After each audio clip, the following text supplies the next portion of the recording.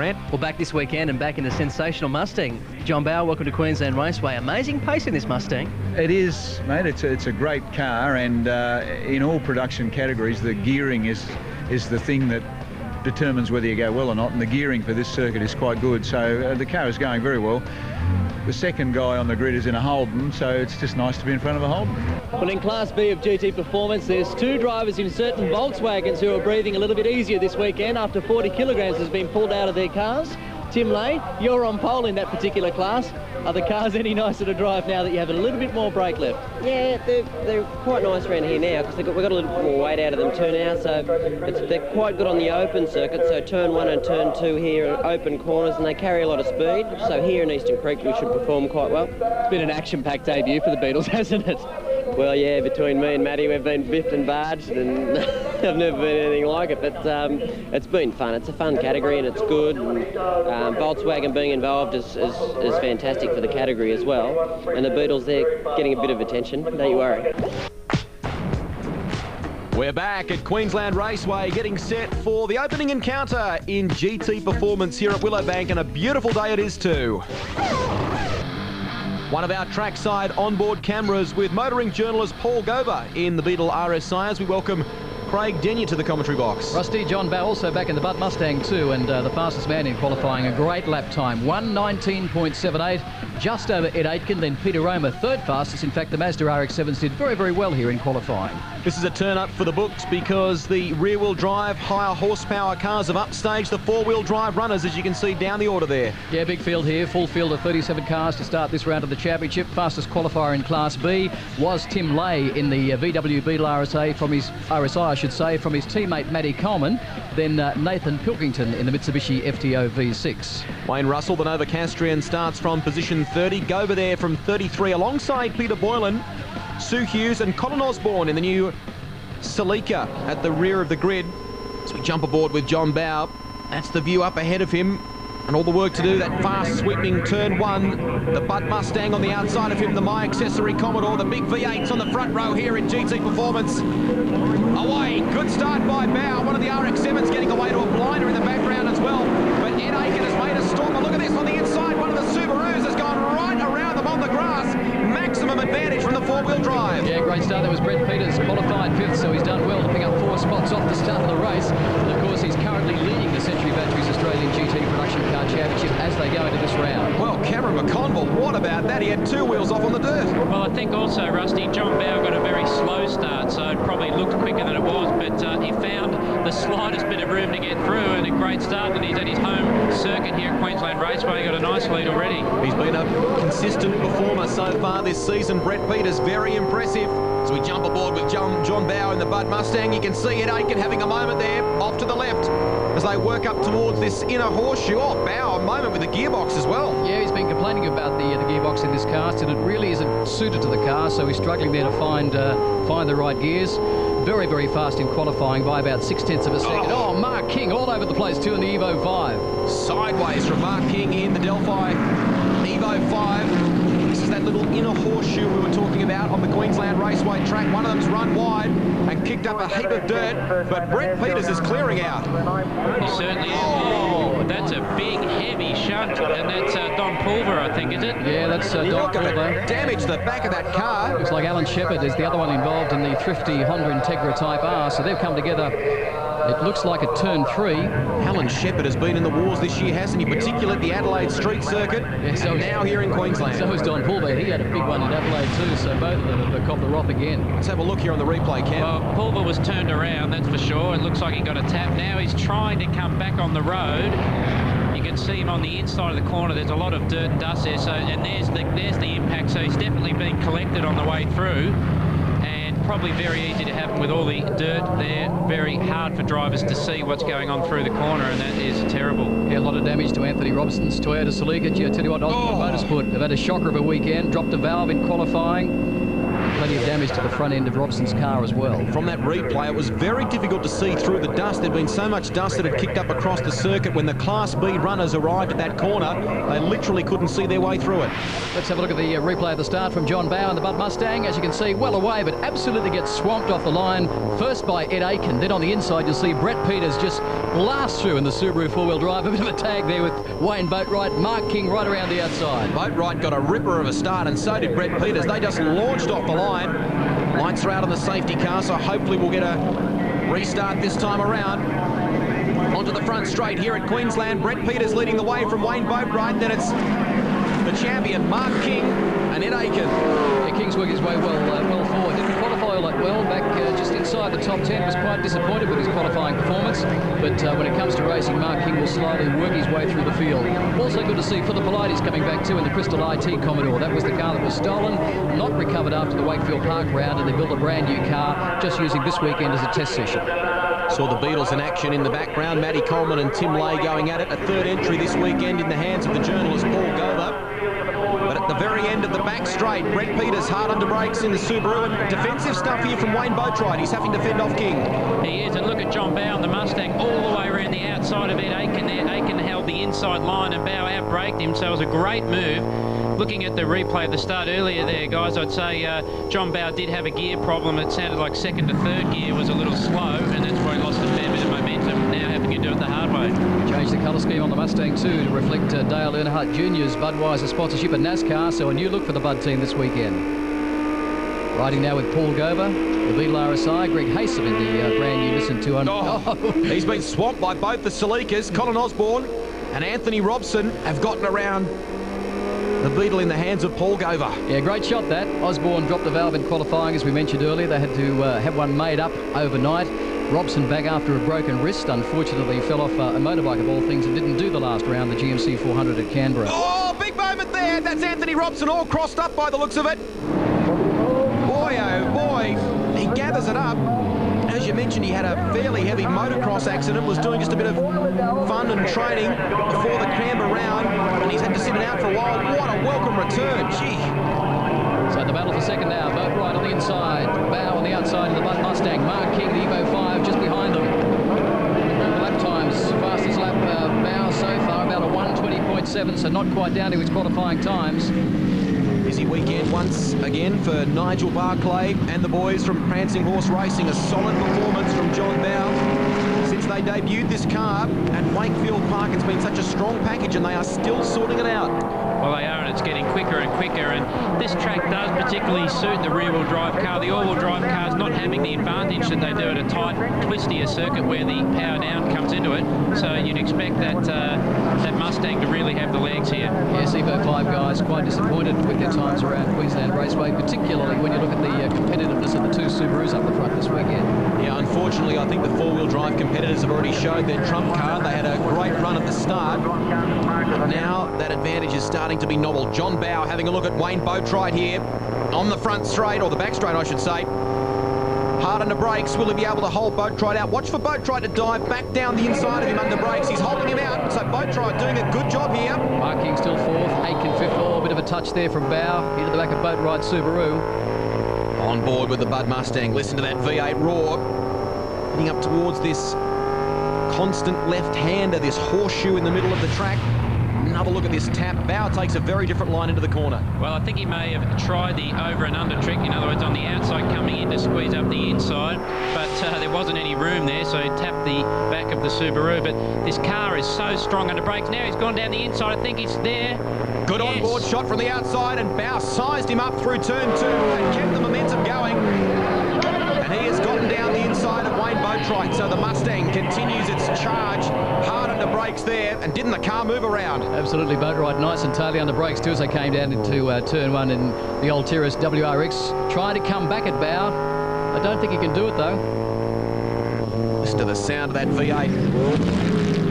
lots of horsepower. But you could see there in the mid part of the straight, the Subaru certainly closed, and that was the gear change. So John Bower losing a little bit of time on his upshifts, perhaps not happy with the gear change or some problem there, but certainly losing a little bit of time. Tell you what else you could also see at the end of these straights where it's hard under brakes, those discs are starting to glow a little bit red, so this big heavy Mustang taking its toll on the brakes. So Ford Australia making available this Cobra-RA Mustang for sale to the general public, currently being built in Melbourne. And what a sensational road car, powered by the 4.6 litre quad-cam Ford V8 engine. Good crowd here today at Queensland Raceway. Officials say around the 11,000 mark, and they've turned out in picture-perfect conditions to watch this racing. How much longer can Brett Peters hang on to the lead? He's done a tremendous job. Car engineered by Rod Dawson here in Brisbane as Bower runs wide, 2 wheels on the dirt. And again, Peters comes across on the inside to block the move. Oh, a little bit of a touch there at the end of the back straight. Into turn 3, hard on the brakes for Bower. He's going to be forced to do it the hard way. Peters should get the punch out of this corner in the little 4-wheel drive. Bower will have the inside running for the next corner, a drag race, and the V8 wins out. Brilliant stuff. Oh, looks like Peters may well be in trouble. Has he missed a gear? What's happened there?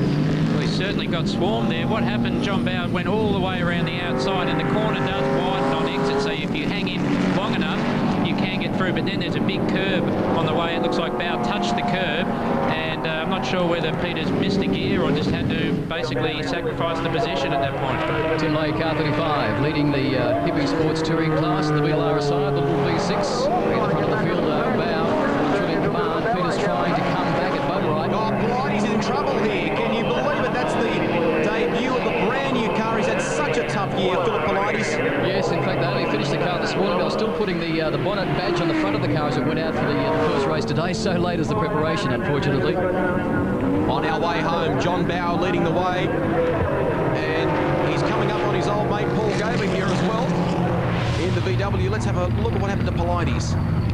Peter Floyd in his HSV 300 kilowatt involved in that. Also Barry Morgan going through. What happened to Blighty's? Might have just overcooked it under brakes. Looked as though there was a little bit of contact as he dived down the inside on that corner. Back aboard with Boatwright. Oh, he's in trouble too. Peters has gotten around him on the inside here.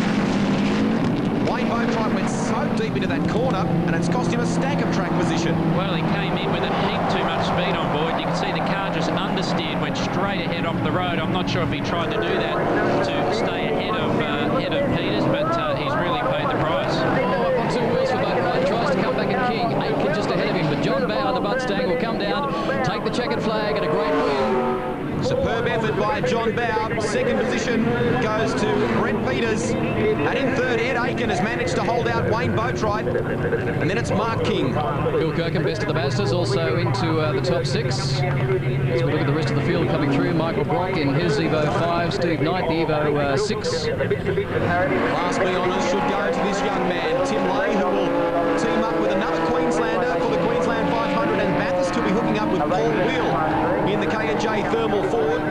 So Tim having another great outing in the VW. Yeah, good result too from Nathan Pilkington to finish second, maintain his class lead in the championship in Class B so far. Matty Coleman coming through in third spot in the second of the VW VLRSIs. Let's recap the results for you at the end of the first race in round 4 of the championship. John Bower doing it in the Ford Mustang from Brett Peters. Further down through the order there, Peter Floyd and Shane Jenner in 14th. Anton Metchler into the top 13. Peter Floyd, Jimmy Stewart, first of the Class B cars. Tim Lay from Nathan Pilkington, then Matty Coleman, and fourth in that class was Nathan Thomas in the Honda Integra Type R. Round 4 of the Century Batteries Championship. What a great start too. Motoring journalist Paul Gover carries one of our 2 trackside onboard cameras in the Beetle RSI. Here's the man they've all got to beat, John Bower.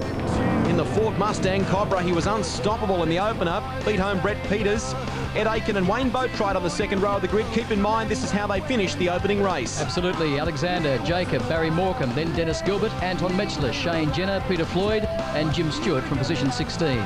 Pole in Class B is the man who took it out in the opening race. Tim Lay from Nathan Pilkington. Matty Coleman on position 20 in the second of the Beetle RSIs. Bob Pearson well down, started the race weekend well, but had problems in race 1. Wayne Russell, Peter Boylan, Paul Gover back there in position 27 in the Beetle RSI, just ahead of Greg Haysom, debuting the new 200SX Spec-R Nissan this weekend. Dramas for Anthony Robson in the opening encounter. He'll start this one from position 30. His teammate Colin Osborne will come from 34 as we get set for a start here at Queensland Raceway. Lights out.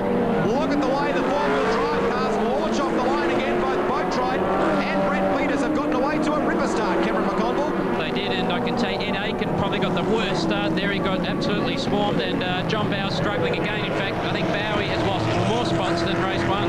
Yes, about to be swallowed up by Dennis Gilbert at this stage. Boatright well and truly in the lead. Peters just behind him. Then Mark King's had a great start at the Evo 5. Kirkham, Aitken coming through, then Scotty Jacob. All the field through fairly cleanly. Out of turn 2, running down the back straight on cold tyres for the first time. John Bow and Ed Aiken with all the work to do and just got swallowed off the line by the four-wheel drive cars. Kirkham sideways in the Mazda RX-7. Mark King, the defending champion, well placed in third in the Delphi Evo 5. Up ahead of him, Brett Peters, the local, who's had such a strong run this year. What about the performance of Wayne Boatright, though, making up for a mistake on the last lap? Dennis Gilbert, a big moment, and runs off into the dirt. Just as well as four-wheel drive. Well, I was just going to say Dennis Gilbert got a great start up to 10th, I think it was, just behind John Bow, but perhaps a little bit too deep under brakes, and I think he's still on the dirt. He's still on the dirt. He's But he's right found his way outside, back on. all the way. Look at this, a big lock up there. John Bow almost collected him as well as they came down into the final turn. Dodds and Morecambe also touching up as they coming into that corner, so plenty of panel damage all the way through the field. Polides coming from the back of the field after a great failure in the earlier race today. John Bow continues this charge. His next victim, a My Accessory Commodore in the hands of Ed Aiken. The guys who won Bathurst last year. Aiken is Polides, yep. On the inside in the yellow HSV. Remember, this is a brand new car being built by Frank Lowndes. As we watch a replay of John Bow off the start, Mark King going through an Evo 5, and again a graphic example of how slow this rear-wheel drive Mustang is off the line. Well, his gear change was very slow, second to third yet again, so going across the gate, you can hear his short shifts there. I think he may have also touched the rev limiter momentarily, which probably also slowed down his momentum a little. Scotty Jacob got a ripper start as well. This is what's happening at the front of the field. Brett Peters just in behind Wayne Boatright. John Bow, great run up this inner straight and gets around Ed Aiken. Beautiful stuff. Must have had a problem there, I'd say. He really slowed dramatically on the exit of the turn, and there should... Well, we've got action aplenty here. Oh, Matty Coleman's involved in that in the VW Beetle. Damage to the left-hand front corner of the car. He's lost the right front light as well. You can see the damage across the front of that car. That's a big hit. It certainly is. It wouldn't take much, I would think, to damage the panels on that car. They're trying to keep the weight down, and but we'll have to have a look on replay.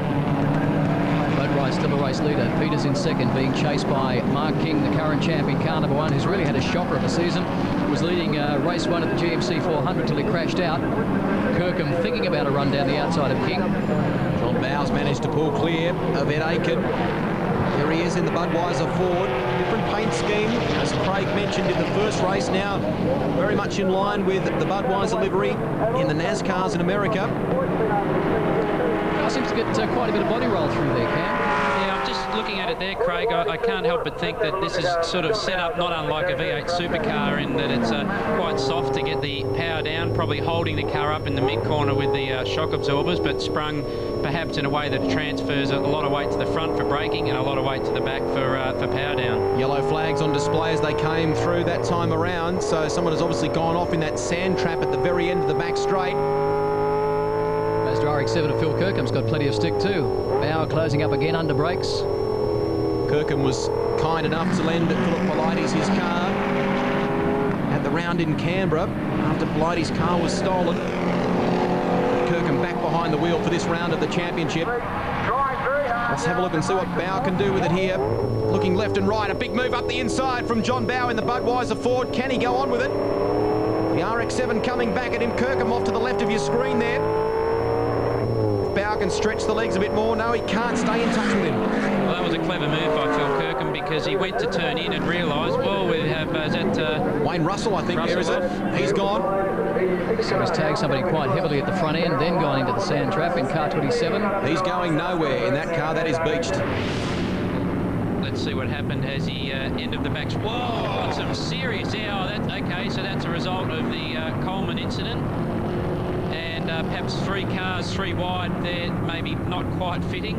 And you would think that could bring the safety car. There it is on replay. We're on board in the Volkswagen.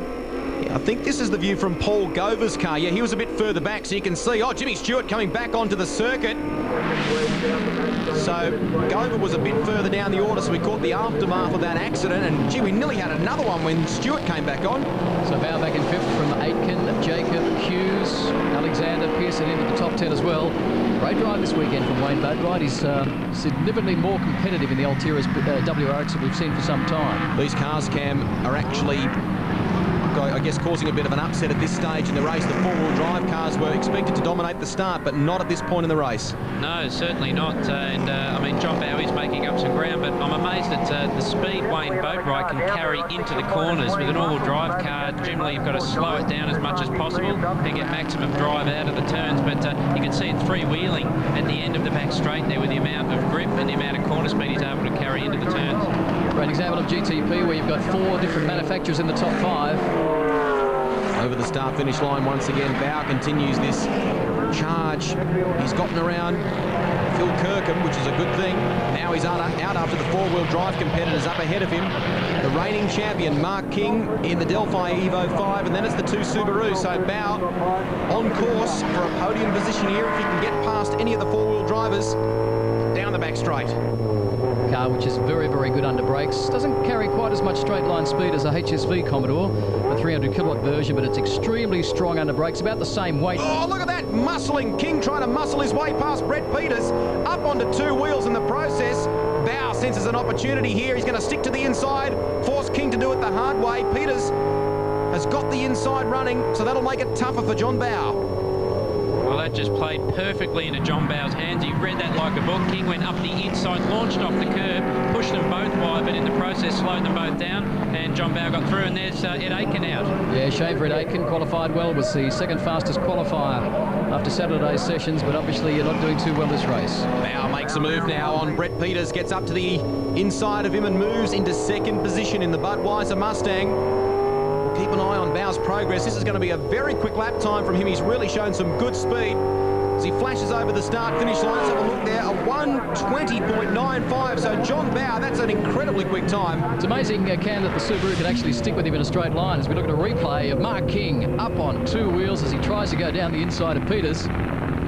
Well, he lost out there, Craig, because he launched the car on 2 wheels. It slowed both of them down, as we said, and Bauer went through. But Peters certainly does have some straight line speed. I just noticed on the in-car camera he was able to run with the Mustang. Oh, and look, on board this time, I think, with Paul Gover, is it?